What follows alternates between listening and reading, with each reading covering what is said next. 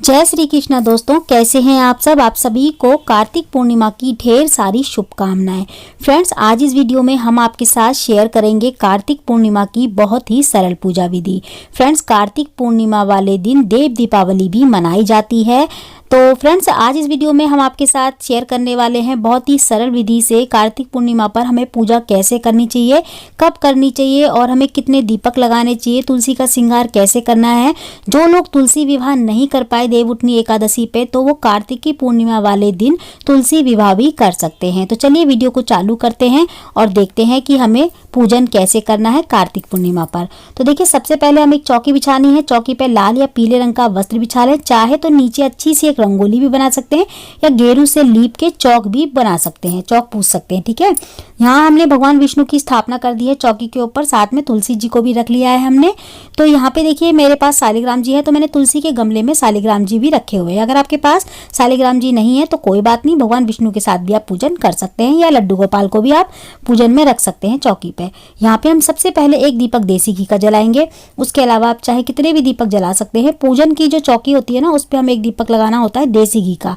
उसके बाद आप 11-21 दीपक लगा सकते हैं, क्योंकि देव दीपावली पे दीपक से पूरा घर सजाया जाता है। और ज़्यादा नहीं तो कम से कम अपने घर में, अपनी चौक दहलीज पे और अपने मंदिर में और अपनी रसोई में, बाथरूम में, इन सभी जगहों पे एक एक दीपक हमें जरूर लगाना चाहिए देव दीपावली पे। साथ में इस दिन गंगा स्नान भी किया जाता है, गंगा दीपदान भी किया जाता है। तो गंगा दीपदान घर बैठे कैसे कर सकते हैं, इसकी वीडियो हमारे चैनल पे आ चुकी है, आप देख सकते हैं।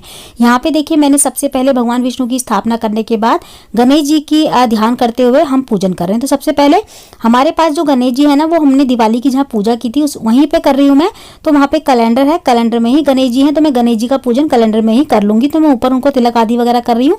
सबसे पहले मैंने गणेश जी को तिलक करा है और कलावा चढ़ाया है।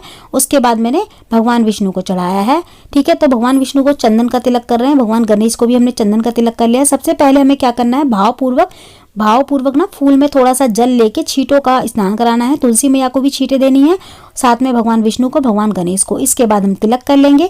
तिलक के बाद हमने शालिग्राम जी को भी तिलक कर लिया है। और अब हम जो है ना भगवान विष्णु को हमने जनेऊ पहना दिया है। जो पुराना जनेऊ है ना, उसको उतार के आप नया जनेऊ पहनाएं, या फिर आप धो के भी जनेऊ को पहना सकते हैं अगर आप नहीं लेके आए, भूल गए हैं तो। ठीक है, इसके बाद हमने शालिग्राम जी को भी कलावा चढ़ा दिया है वस्त्र रूप। अब हम फूल में, अगर देखिए आप कार्तिक पूर्णिमा का व्रत रख रहे हैं तो कार्तिक पूर्णिमा की कथा जरूर सुने, संकल्प जरूर ले। तो यहाँ पे हम पूजन करने से पहले ना कार्तिक पूर्णिमा की व्रत का संकल्प ले रहे हैं। अगर आपने तुलसी विवाह नहीं किया है, तुलसी विवाह भी कर रहे हैं कार्तिक पूर्णिमा पे, तो आपको उसका संकल्प लेना चाहिए। तो संकल्प ले लेंगे हम। तो जैसे कि हमने भगवान गणेश का भी पूजन कर दिया है, भगवान विष्णु का भी, शालिग्राम जी को भी टीका आदि वगैरह लगा दिया है। और इसके बाद हम तुलसी मैया का श्रृंगार करेंगे। तो तुलसी मैया को हमने चुन्नी उड़ा दी है। अगर आपने देवउठनी एकादशी पे चुन्नी उड़ाई थी तो आप उसको धो के दोबारा पहनाएं। अगर आप किसी कारणवश नहीं कर पाए तो आज के दिन कार्तिक पूर्णिमा वाले दिन आप नई चुन्नी उड़ा सकते हैं। तुलसी मैया को हमें चूड़ियाँ पहनानी है। अगर तुलसी मैया के ऊपर पहले से चूड़ियाँ पड़ी हुई हैं तो कोई बात नहीं, आप 1-2 चूड़ी दोबारा से डाल सकते हैं, नहीं तो आपकी इच्छा है, आप खाली पूजन कर लें। ठीक है, यहाँ पे मैंने मेहंदी भी लगा दी है। तुलसी मैया को पूरा श्रृंगार कर रही हूँ मैं तुलसी मैया का, क्योंकि यहाँ कार्तिक पूर्णिमा पे विवाह में देवउठनी एकादशी वाले दिन करा चुकी थी, तो कार्तिक पूर्णिमा वाले दिन हमें पूजन करना है खाली, तो मैं श्रृंगार कर रही हूँ। तो ये वीडियो ना मेरी पिछले साल की है, ठीक है, इस साल की नहीं है। तो यहाँ पे ना मैंने टीका भी, मतलब कि बिंदी लगा दी है, मेहंदी लगा दी है, चूड़ियाँ पहना दी है, चुन्नी पहना दी है। तो पूरा श्रृंगार हमने तुलसी मैया का कर दिया है। इसके बाद तुलसी मैया को हम फूल चढ़ा देंगे। यहाँ पे सभी को हमने फूल चढ़ा दिए हैं, शालिग्राम जी को, भगवान विष्णु को, भगवान गणेश को, सभी को फूल चढ़ाने के बाद भगवान गणेश को हम बिना तुलसी के पत्ते के भोग लगाएंगे। तो हमने भगवान गणेश को बतासे का भोग लगा दिया है। भगवान विष्णु को हमने मंजीरी और तुलसी चढ़ा दी है। साथ में भगवान विष्णु को हमने मेवे वगैरह का भोग लगा दिया। आपके पास जो भी है आप उसका भोग लगा दें। चीनी का भोग लगाना चाहते हैं, चीनी का भी लगा सकते हैं, गुड़ का भी, या कोई घर की मिठाई है उसका भी लगा सकते हैं। कार्तिक पूर्णिमा वाले दिन आप चावल की खीर का भी भोग लगा सकते हैं। ठीक है, अब मिठाई में कुछ भी खीर, हलवा वगैरह आपने बनाया हो, आप उसका भोग लगा सकते हैं। यहाँ पे देखिए इस समय जैसे गन्ने आते हैं, सिंगाड़े आते हैं, आप चाहें उसका भी भोग लगा सकते हैं। अब यहाँ पे हम हल्दी चढ़ा रहे हैं। तो देखिए, अगर आपने विवाह करा हो या ना करा हो, कार्तिक पूर्णिमा वाले दिन अगर आप खाली पूजन कर रहे हैं तुलसी मैया का भगवान विष्णु के साथ, तो आप फिर तुलसी मैया को और भगवान विष्णु को हल्दी जरूर चढ़ाएं। आप 3 या 5 हल्दी लगा सकते हैं। तो आप देखिए विवाह नहीं करा रहे कोई बात नहीं, विवाह आप करा चुके हैं फिर भी आप कार्तिक पूर्णिमा वाले दिन हल्दी जरूर चढ़ाएं।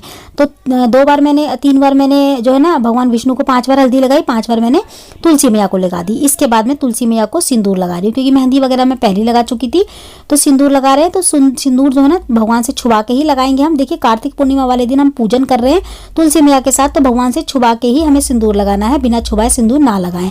देखिए चाहे आपने वेशक विवाह करवा लिया हो देवउठनी एकादशी वाले दिन, फिर भी हमें सिंदूर जो है ना छुपा के ही लगाना चाहिए जब हम साथ में पूजा कर रहे हैं दोनों की। तो इसके बाद जो है ना हम सारा सामान जो भी श्रृंगार का सामान हमने 2 चीज जो भी ली है हमने श्रृंगार में, वो हम सारी चीजें तुलसी मैया को चढ़ा देंगे। तो इसी श्रृंगार सामग्री में मैंने श्रृंगार किया था तुलसी मैया का, वही सामग्री मैंने चढ़ा दिया। ये बाद में अपने पास आप खुद रख सकते हैं या फिर किसी को दान भी दे सकते हैं, ठीक है। यहाँ पे हमने कुछ दक्षिणा भी चढ़ा दी। अब इसके बाद धूप दीप भी दिखा देंगे हम। धूप दीप दिखाने के बाद अब हमें ना कार्तिक पूर्णिमा की कथा सुननी है। अगर आपने तुलसी विवाह नहीं कराया था देवउठनी एकादशी वाले दिन और आप आज ही के दिन देवउठनी कार्तिक पूर्णिमा वाले दिन ही तुलसी विवाह करा रहे हैं तो आप तुलसी विवाह की कथा भी जरूर सुने, नहीं तो आप कार्तिक पूर्णिमा की कथा सुन के और इसके बाद आरती कर लें। तो यहाँ पे हम जल का लोटा रखेंगे सबसे पहले, जिससे हमने पूजन किया था वही वाला जल का लोटा ले लेंगे। उसके बाद हम सीधे हाथ में थोड़े से तिल लेके अब कार्तिक पूर्णिमा की कथा सुनेंगे। कार्तिक पूर्णिमा की कथा सुनने के बाद देखिए आपने व्रत रखा हो तो आपको सुननी ही चाहिए कार्तिक पूर्णिमा की कथा। अगर आपने व्रत नहीं रखा, खाली आप पूजन कर रहे हैं, तो आपको फिर भी उसके बावजूद भी जो है ना कथा जरूर सुननी चाहिए। कथा सुनना जरूरी होता है, ठीक है। तो हम कथा सुन लेंगे, कथा सुनने के बाद हम आरती कर लेंगे। तो सबसे पहले हम गणेश जी की आरती करेंगे, गणेश जी की आरती करने के बाद हम भगवान विष्णु की आरती करेंगे, उसके बाद हम माता तुलसी की आरती कर लेंगे। आरती करने के बाद उसके बाद हाथ जोड़ के प्रार्थना करेंगे और जो हमारी पूजा में रही कमियां हैं, भूल चूक में जो कमियां हो जाती हैं, उसके लिए हम समार्चना करेंगे, क्षमा मांगेंगे भगवान से। तो ये देखिए यहाँ हमारी कार्तिक पूर्णिमा की पूजा हो चुकी है। तो इसी तरीके से होती है कार्तिक पूर्णिमा पे पूजा। तो आप इस सरल विधि से कार्तिक पूर्णिमा की पूजा कर सकते हैं, साथ में तुलसी श्रृंगार भी कर सकते हैं अगर आपने अभी तक नहीं किया तो। फ्रेंड्स कार्तिक के महीने में तुलसी पूजन का बहुत ज़्यादा महत्व बताया गया है, तो हमें भगवान विष्णु के साथ साथ तुलसी पूजन भी जरूर करना चाहिए। देखिए वैसे तो तुलसी पूजन पूरे साल किया जाता है, तुलसी के आगे दीपक पूरे साल भर लगाया जाता है, लेकिन कार्तिक की ना बात ही अलग होती है, कार्तिक के महीने की बात ही अलग होती है। तो इसीलिए हमें भगवान विष्णु के साथ साथ तुलसी का पूजन भी जरूर करना चाहिए, चाहे वो देवउठनी एकादशी हुई या कार्तिक की पूर्णिमा हुई। तो फ्रेंड्स कार्तिक के अंतिम दिन आप इस तरीके से कार्तिक पूर्णिमा पर देव दीपावली और जो है ना तुलसी पूजन भगवान विष्णु का पूजन कर सकते हैं। और पूरे घर में अपने दीपक जरूर लगाएं, कम से कम 11 दीपक जरूर लगाएं। अब 11 दीपक कहाँ कहाँ लगाने, देखिए अपने घर के मंदिर में तो हम लगाते ही हैं, तुलसी के आगे भी लगाते हैं, हमें रसोई में भी लगाना है और बाथरूम में भी लगाना है एक दीपक। साथ में हमें अपने घर की दहलीज पे, मेन गेट पे, साथ में जो भी अपने आसपास आपके कोई मंदिर हो वहाँ पे भी लगा कर आए दीपक। जो भी दिव्य वृक्ष हो जैसे कि बरगद का, पीपल का, तुलसी का या फिर आंवले का, केले का, इस तरीके के पेड़ों के आसपास भी आप दीपक लगा के आ सकते हैं। देव दीपावली जो है ना शाम को आप दीपक लगा कर आएं और सुबह ब्रह्म मुहूर्त में चाहे तो आप पूजा कर सकते हैं। ये कार्तिक पूर्णिमा की नहीं समय है तो शाम को भी दोगली बेला में आप पूजा कर सकते हैं कार्तिक पूर्णिमा की। तो आज की वीडियो में इतना ही, मिलती हूँ अगली वीडियो में। जय माता दी।